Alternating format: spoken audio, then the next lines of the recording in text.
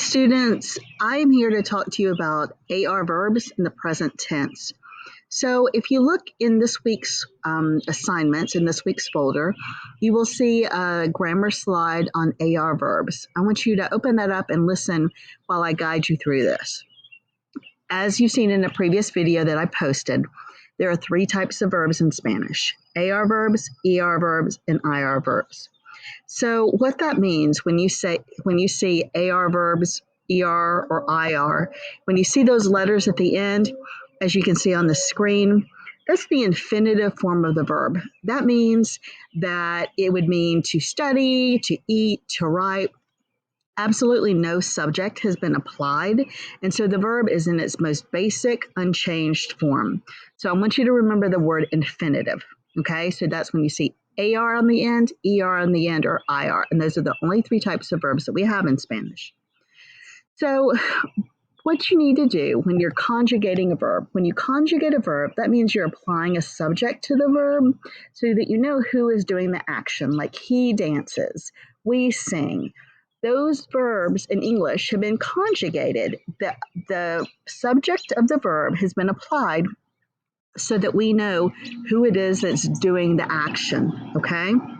So the first thing I want you to do is when you're working with conjugating verbs is I want you to drop the AR off in this case. So if you have the verb estudiar, which means to study, you would drop off the AR ending. And then you're left with 6 letters, E-S-T-U-D-I. And that is called the stem of the verb. So now you have the stem of the verb. That would be the AR, the infinitive AR, and drop the AR off. Now what we're ready to do is we're ready to, number one, determine what the subject of the sentence is, and number two, apply the appropriate conjugated ending to the stem of the verb so that when we say the verb with that ending, it tells who is doing the action.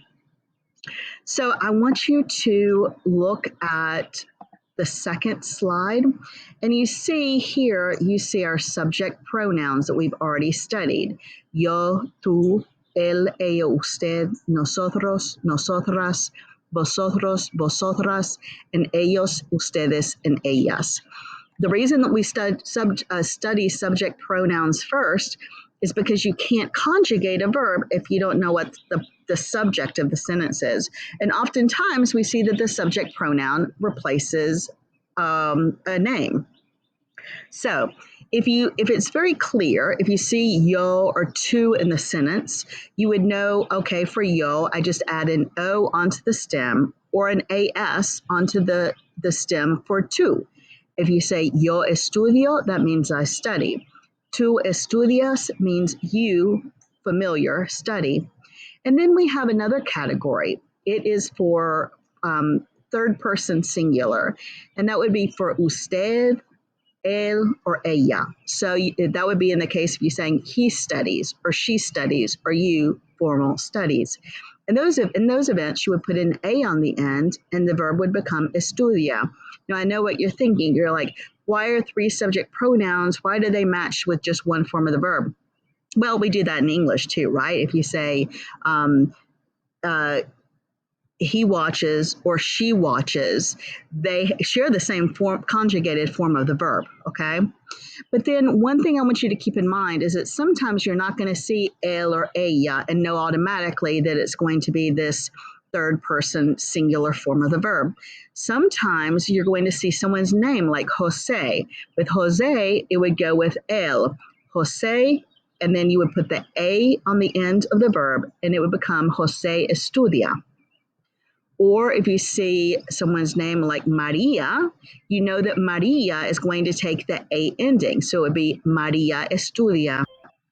For nosotros and vosotros, you would use amos or ais. And then for ustedes, ellos, or ellas, you would use estudian. Now, if it's a plural group of people, you would like los estudiantes, los profesores. It would also be the A in ending, so it would become estudian. Please watch this video and review the slides and let me know if you have any questions.